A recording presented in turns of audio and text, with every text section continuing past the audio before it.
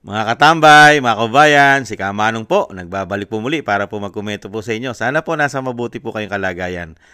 Magandang araw po muna, tanghali, hapon, gabi. Madaling araw po sa atin lahat. Saan man sulok ng ating bansa o mundo tayo naroon. Naway maingatan po tayong lahat mga kabayan. Umpisa na po natin ang ating kukomentuhan mga tambay. Ito pong pahayag nitong nakaraang araw po ng ating presidente na siya daw po ay naiinggit.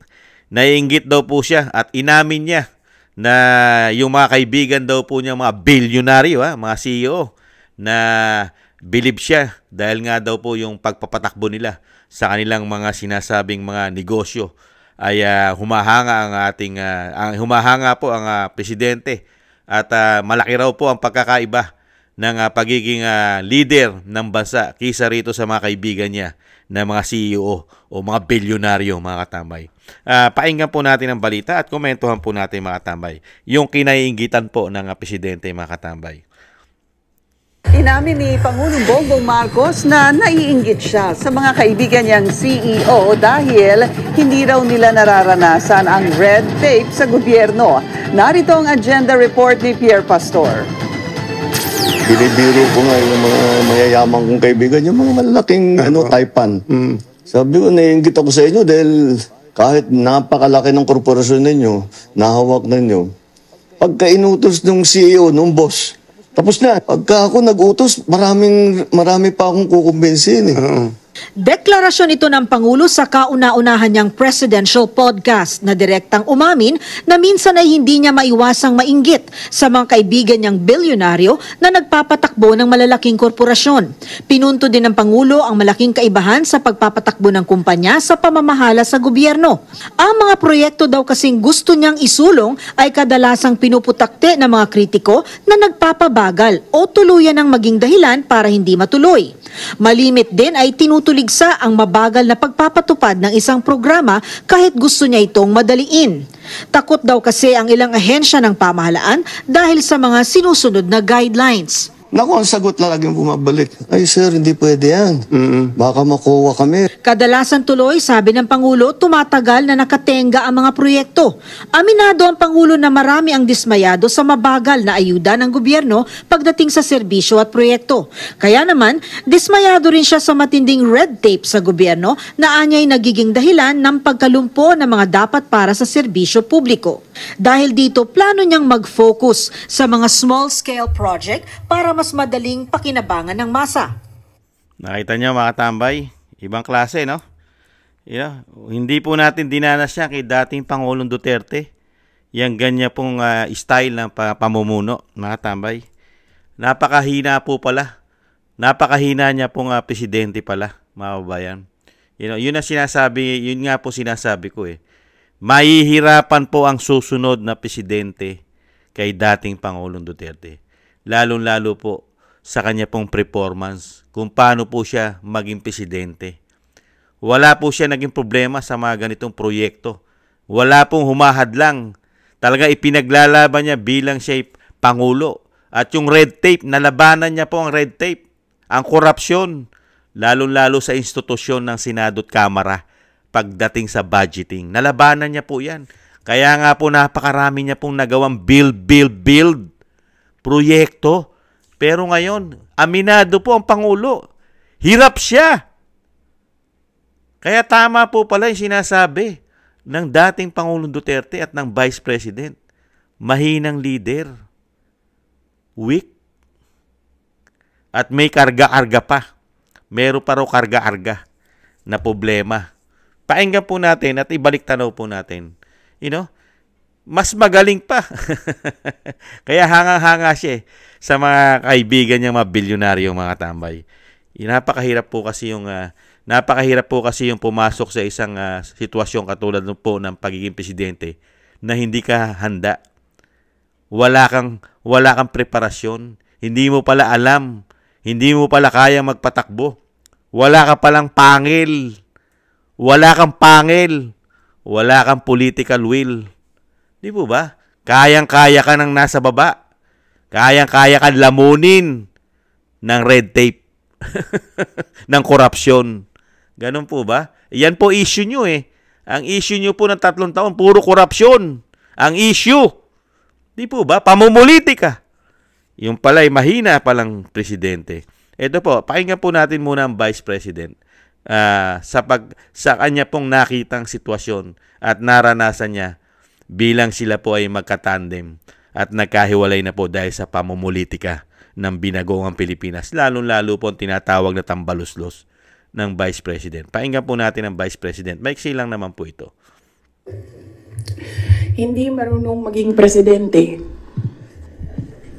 ang nakaupo. Kasalanan ko ba yun? Hindi. Ba't sinasabi ng mga tao, kasalanan mo kasi hindi ka tumakbo, ikaw sana yung presidente, hindi siya. Your comment, sir. Sir, the Vice President said that you don't know how to be a president. Sir!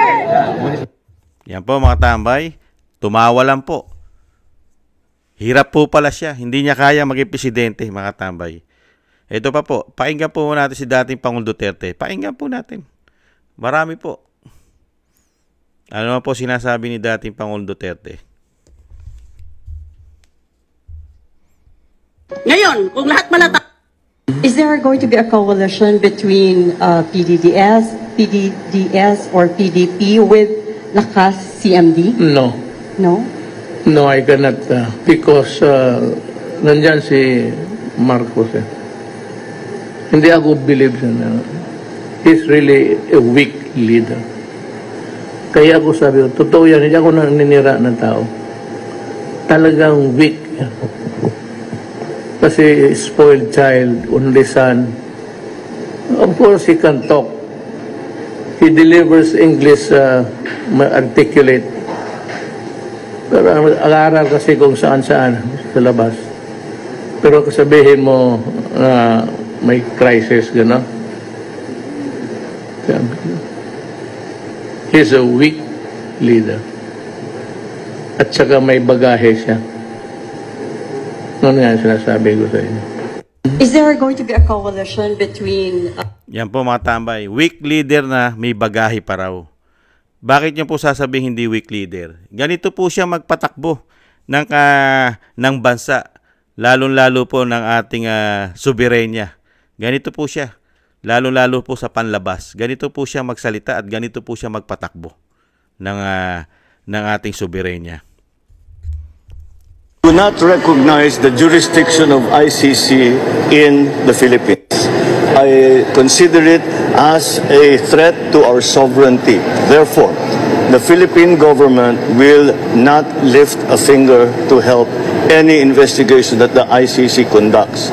However, as ordinary people, they can come and visit the Philippines. Mr. President, may violation ba ito sa ating soberanya, itong pagkaka-aresto kay dating Pangulong Duterte? No. Bakit naman? Dahil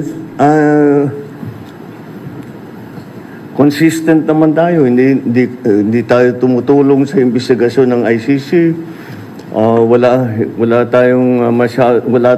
Meron tayong contact sa kanila, natural. Pero no, not on an official level. We didn't help them in any way. The arrest that we did today was in compliance with our commitments to Interpol. It just so happened that came from ICC. But it's not because it came from ICC. It's because it came from Interpol. Nakita niyo po mga tambay? Siya pa naghatid. Do not recognize the Siya pa naghatid mga tambay.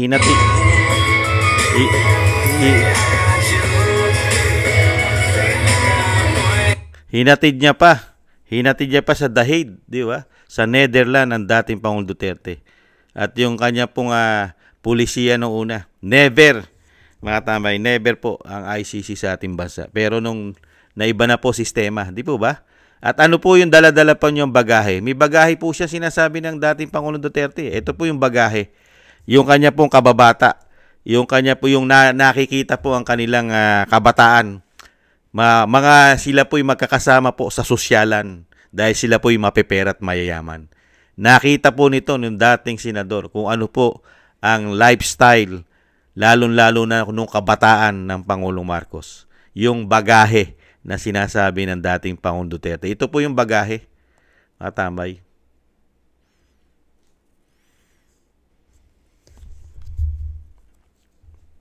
Ano yan? Lenny up close. She's not my barkada. She's not my buddy or chummy with her. I'm not chummy with her.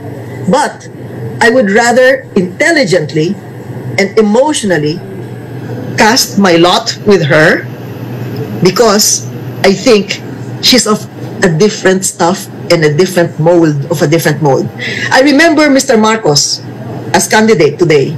Before, it never worked.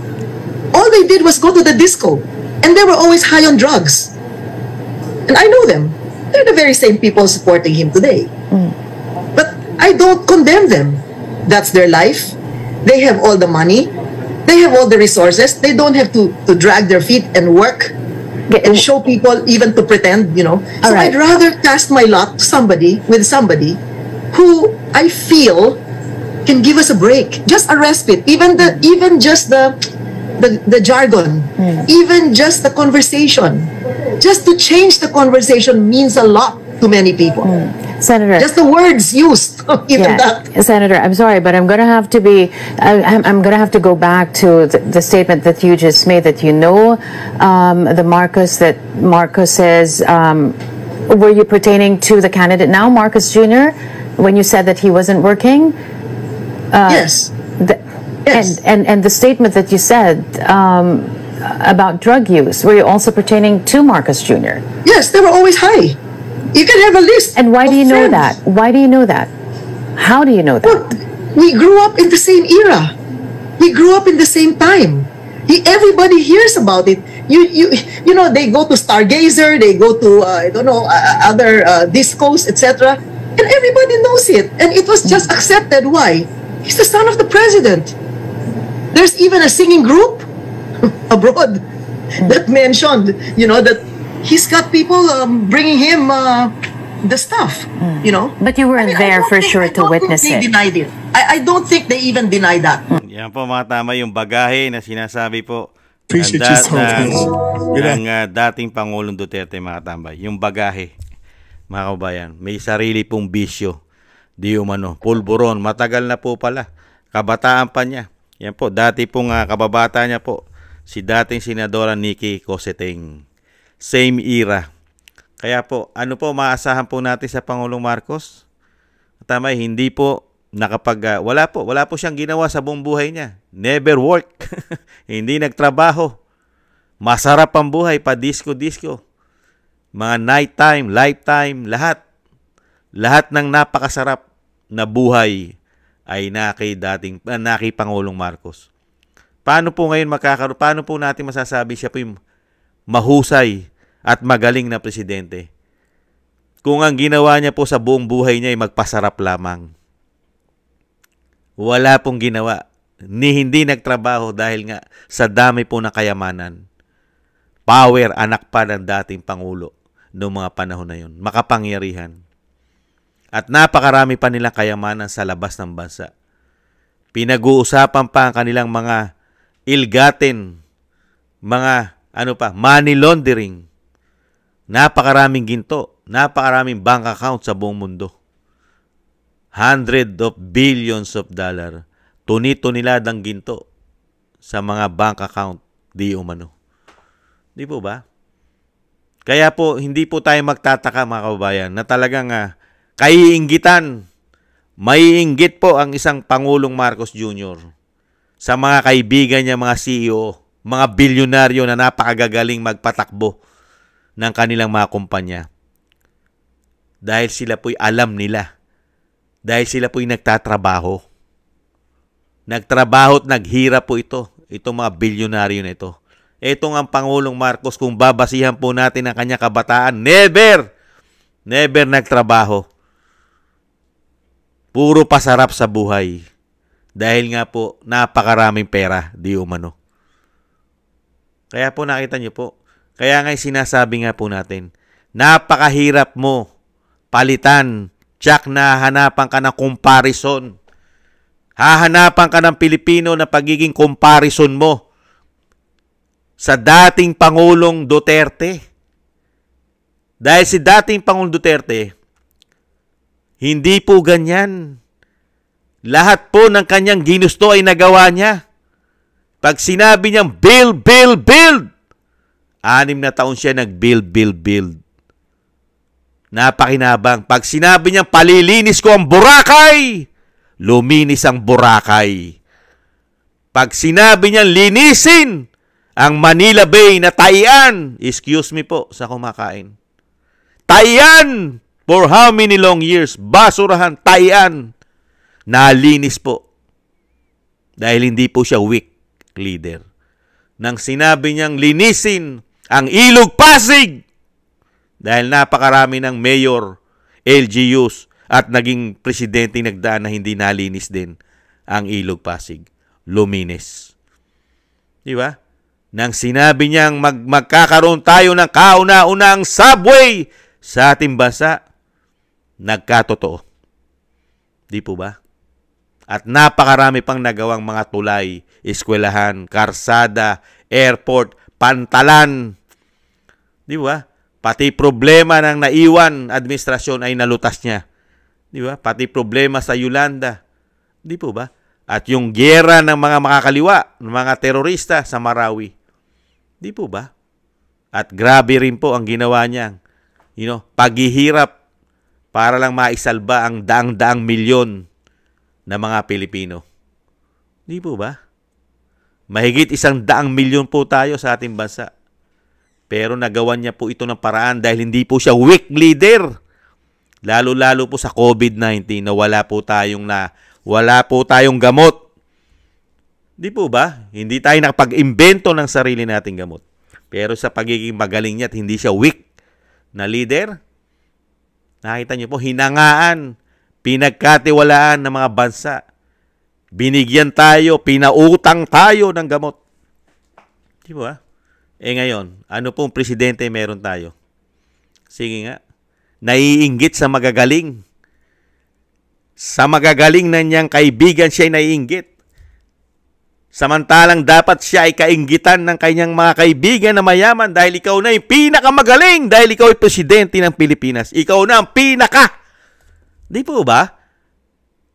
Pag ikaw ay naging presidente ng bansa, ibig sabihin ikaw na yung pinaka. Pinakamagaling ka dahil ikaw ay commander-in-chief ng buong bansa. Pati yung mga kaibigan mo, mga bilyonaryo, hahanga sa'yo. Dahil kakaiba kang napakagaling mo, kaya ka nanalo na presidente ng bansa. Hinawakan mo ang buong Pilipinas dahil ikaw ang pinakamagaling. Kakaiba ka. Higit ka sa iba. Dahil nanalo ka. Di po ba? Pinagkatiwalaan ka dahil ang tingin sa'yo ay magaling ka. Mas magaling ka pa sa mga kaibigan mo, CEO o mga bilyonaryo. Kaya lang, hindi po pala ganun. Mismo na po siya. Baliktad na po. Mas hinahangaan niya na po. Red tape, hindi niya kaya. Bakit? Walang pangil. Hindi marunong magpatakbo ng bansa. Hindi marunong maging presidente ayon sa vice president. Wala. Hindi kinatatakutan ng gumagawa ng masama sa gobyerno. Hindi siya kinatatakutan ng mga korap na politiko. Di ba? Hindi siya kinatatakutan. Kaya po ang laganap ang red tape ngayon. Korupsyon. Kahit saan sangay ng gobyerno. Ayon na rin po sa Pangulo yan. Laganap. Nangyari po ba yan sa dating Pangulong Duterte na lumaganap ang korupsyon? Di po ba hindi? Kaya nga napakarami niya nagawa. Ang dami niyang programa. Pati mga oligarko, siningil niya sa mga pagkakautang na ito. Sa mga pagkakautang nila. Sa napakatagal na panahon. Yung ibang hindi nagbayad, na ipasara pa ang kanilang negosyo, lalo-lalo ang TV station. Dahil hindi nag-response, hindi nagbayad ng mga utang. Di po ba? Hindi na binigyan ng prangkisa sa dami ng utang. Nakita nyo po? Pati yung may-ari ng Philippine Airlines, nasingil. Di po ba? Ngayon po ba? Wala. Takot na takot. Red tape, hirap na hirap. Korupsyon, hirap na hirap. Di po ba? Ano matatrabaho mo? Wala kang magagawa. Dahil ang pera, pondo ng bayan ay nakukuha ng mga korap sa gobyerno. Di umano. Kaya wala kang magawa. Dahil pati yata ang opisina mo, ang Office of the President ay meron din yata ang bagahe, issue ng korupsyon. Hindi kaya? Nagtatanong na si Kamanong. Pati po yata ang ginto sa Central Bank. Pati po yata kayo ay isang damukal yata ng red tape sa inyong opisina, Mr. President. Nagtatanong na si Kamanong. Nag-uumpisa po yata ang red tape sa inyong opisina. Hindi kaya, Mr. President? Kaya wala po kayong mga proyekto. 3 taon, hindi katulad nung dating Pangulong Duterte, 3 taon, napakaraming proyektong natapos. Pati yung mga proyekto na nauna sa kanyang presidente na hindi natapos, tinapos niya pa rin. Pati nga yung istasyon, yung train, yung LRT o yung MRT, yung magdudugtong pa Cavite. May magpapasagasa pang presidente pag hindi natapos. Sino nagtapos? Sino nagpatuloy? Yung pinadala sa dahig. Yung pinatapon. Dahil nga magaling na presidente. Hindi papapasukin ng ICC. Hindi maipagtulungan sa ICC. Meron tayong soberenya. Hindi sila pwede sa atin. Pero nung ano nangyari? Hinatid pa. Hinatid pa. Di ba? Ganyan po mga tambay ang nangyari po. Mismo ang Pangulo na, humahanga na sa mga kaibigan niya. Ang tanong, hinahangaan ba siya ng mga kaibigan niya? Sa kanyang pagpapatakbo sa ating bansa bilang Commander-in-Chief? Di po ba? Muntik pa nga tayong dali sa giyera ng napakagaling na presidente ng bansa. Red tape lang hindi niya makaya. Kahirapan lang hindi niya makaya. Mga kabayan, muntik pa tayong dali sa giyera. Buti ngayon, wala na siyang bukang bibig ngayon ng giyera. Bakit kaya? Buti naman, dahil nung mga nakaraang taon, puro bukang bibig, maghanda na kayo. Maghanda na kayo. Babanat na tayo. Di po ba?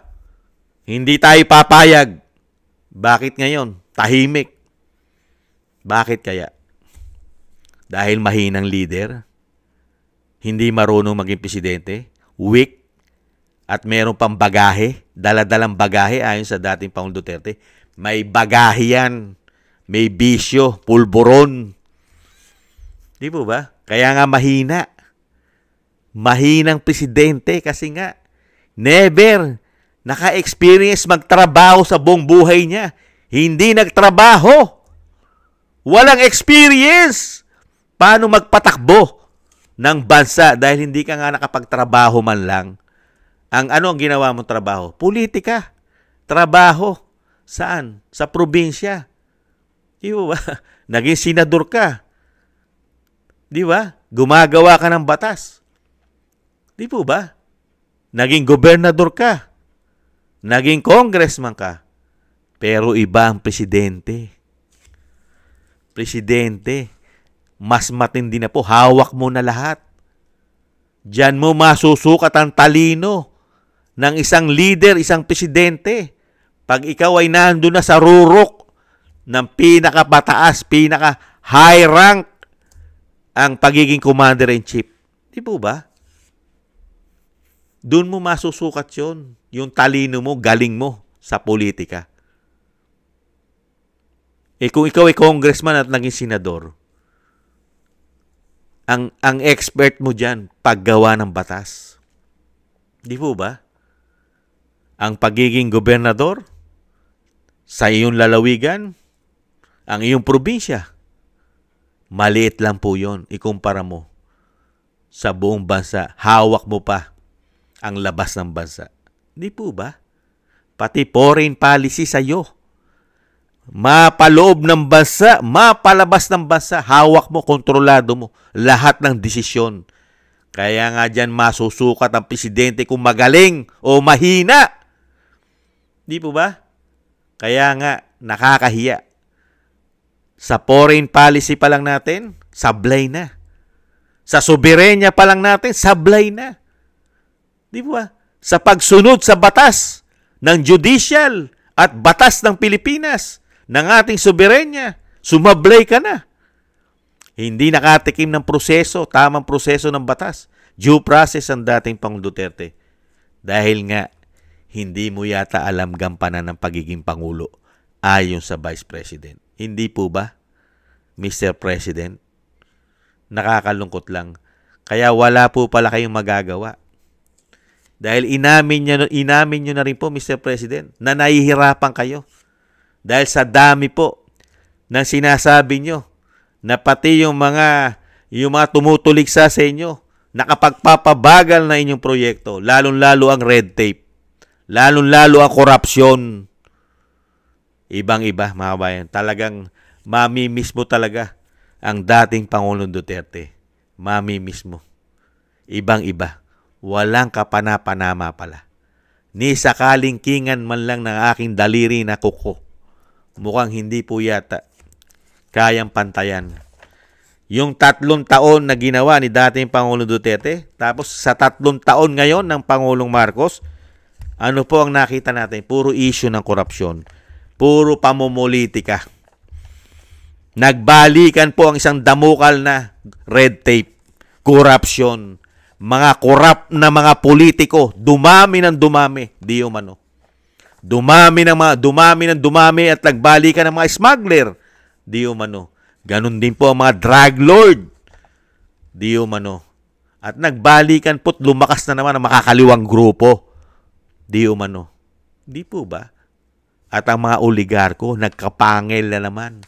May pangil na naman ang mga oligarko ngayon dahil po pala ang mga oligarkong mayayaman, mga big-time billionaire, CEO, ay puro kamag-anak, kaibigan pala ng Pangulong Marcos, ang mayayaman pala.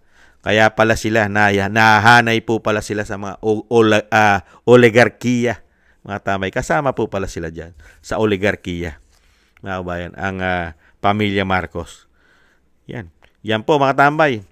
Pinatunayan po ng Pangulong Marcos, mga tambay, na hindi po siya magaling magpatakbo ng bansa, mga kababayan. Dahil nga po, wala pa po siyang napapatunayan. Di umano. Hindi katulad ni dating Pangulong Duterte, mga kababayan, ibang-iba. Malayong malayo. Sa hinagas man lang, mga tambay. Ibang-iba. Nagkaroon nga lang ng bagyo sa Bicol, hindi niya na alam ang gagawin niya. Di po ba? Kumakamot na lang ng ulo. Sinisisi na lang ang hangin, malakas. Sinisisi na lang ang tubig dahil maraming binagsak na tubig. Nakita niyo po yun? Sanay na sanay manisi. Dahil nga po mahinang presidente ayon sa Vice President. Hindi marunong maging presidente. At weak leader naman ang sinasabi ng dating Pangulong Duterte. At may dala-dala pa. May karga-karga pang bagahe. Mga kabayan. Yan po mga tambay, ang ating pong kinumentuhan, ang kinaiinggitan, dahil nagagalingan at magaling ang mga kaibigang bilyonaryo, mga talagang naiinggit siya dahil napakagagaling ng mga kaibigan niya, mga bilyonaryo, lalo-lalo sa pagpapatakbo ng kanilang kumpanya. Samantalang siya, pangulo siya ng buong bansa, hawak pa niya ang ibang bansa na dahil nasa kanya po ang bilang commander-in-chief, di ba? Nasa kanya pa lahat ang kapangyarihan, pera, power, men in uniform, karga-karga niya po lahat yan, hawak niya. Pero po, hindi po siya naging magaling yatang leader, mga kabayan. Kaya nga po ang tanong natin, hinahangaan din kaya siya bilang Pangulo ng mga kaibigan niyang bilyonaryo? O ang hinahangaan lang ng mga kaibigan niyang bilyonaryo, yung karga-karga niya? Hindi kaya yung sinasabing bagahe? Sa tingin ko naman, hindi hahangaan . Hindi po hahangaan ng mga kaibigan niya, mga bilyonaryo. Kasi hindi naman po nakapagtrabaho. Hindi po naka-experience ng trabaho. Ayon po kay dating Senadora Nikki Cositing. Never nakapagtrabaho o nagtrabaho sa buong buhay niya. Naging politiko lang po. Nakaupo ka lang riyan. Marami kang kasama riyan. May mga abogado kang binabayaran ng gobyerno. Tagpolitiko ka. Meron kang mga advisor. May mga utusan ka. Wala ka nang gagawin dyan kundi pumirma. Di ba? Yan lang po trabaho ng mga politiko, lalo pag naging senador ka. Di ba? Naging gobernador ka. Di ba? Naging congressman ka. Nakaupo ka lang palagi. Pero pag naging presidente ka, lahat kikilos sa'yo. Lahat gagawin mo. Mga tamay. Usapin sa labas ng bansa at usapin sa loob ng bansa. Problema ng mga Pilipino ay kontrolado mo at ikaw ang magsusolusyon, mga kababayan. Kaya po napakahirap po na magkaroon tayo ng presidente na hindi magaling. Lalong-lalo na po kung nakaranas po tayo ng magaling na presidente. Kasi hahanapin po natin yung presidente na magaling. Di ba? Kasi meron po tayo naging presidente magaling eh. Ngayon, pagka may pumalit na hindi magaling, di ba? Dismayado tayo dahil nagkaroon na tayo ng comparison kung paano maglingkod ang tunay na presidente, magaling, walang bagahe, walang issue ng pulburon, trabaho para ayusin ang bansa. Di po ba? Ayusin ang kahirapan, bigyan ng trabaho ang mga Pilipino, ayusin ang problema at palakasin ang ating mga kababayan, lalo-lalo protektahan ang ating mga OFW sa labas ng bansa. Di po ba? Bigyan ng proteksyon. Kaya lang, ganun talaga eh. Yung sinasabi nga rin mismo ng Vice President, kung nabudol daw po tayo, nabudol din daw po sila. Mga kababayan. Yan po mga kababayan, maraming salamat po. Talagang ganun po eh. Pagka po talaga, nakaranas tayo ng magaling na presidente, talagang magkakaroon po tayo ng comparison pala. Kung anong klase presidente ngayon ang meron tayo at nung nakaraan. At sa pangalang Rodrigo Roa Duterte. Mga kababayan. Thank you po sa nakagusto po ng Tambayang Makabayan sa YouTube at TikTok. Sa mga tumatangkilik po sa inyong malit na Tambayang Makabayan. Maraming salamat po. At thank you po sa ating mga subscribers. Maraming salamat po sa inyo. Shoutout po sa inyong lahat. At syempre po, thank you rin po sa mga nagbibigay ng biyaya sa inyong lingkod. Shoutout po, Kingston 123 na Hong Kong, Eric Hershio na Canada, Jake Yahut 4531 ng Maisog, California, USA, Gina Ray Solidides ng Berlin, Germany, Julieta Celona ng Sydney, Australia, Jem Aris ng United Arab Emirates, Jovelyn Watanabe ng Japan, ako si Pilam, Ani Joe, Teodorico Erguisa Jr., si Arfel Villacorta, at si Baby Roman at Ate Isa na Cagayan, Bali. Maraming salamat po sa mga biyaya po na pinagkakaloob po ninyo. Thank you po. Ingatan nawa po mga kababayan. Thank you po. At thank you rin po sa mga nagla-like, share, subscribe, and comment. Maraming salamat po. At syempre po, isama po natin sa panalangin at dasal na maingatan po ang dating Pangulong Duterte at ang Vice President at ang buong Duterte. Maingatan po sana sila, mga kababayan, at makabalik po sa lalong mabilis ang dating Pangulong Duterte sa ating bansa, mga kababayan. At tayo rin po, mga kababayan, ingat-ingat po. Mag-ingat po tayo. Mahirap na po ang buhay at mahirap na rin po ang sitwasyon po sa ating pong bansa. Laganap na naman po lahat. Ang meron po nung panahon na nalinis kahit papaano, ay lalo pong lumala. Nagbalikan po sila lahat, mga kababayan. Sumama na naman ang ating bansa. Maraming salamat po. Sa ulitin po, sa muli. Maraming salamat po. Ingat-ingat po. Paalam po muna. Bye-bye.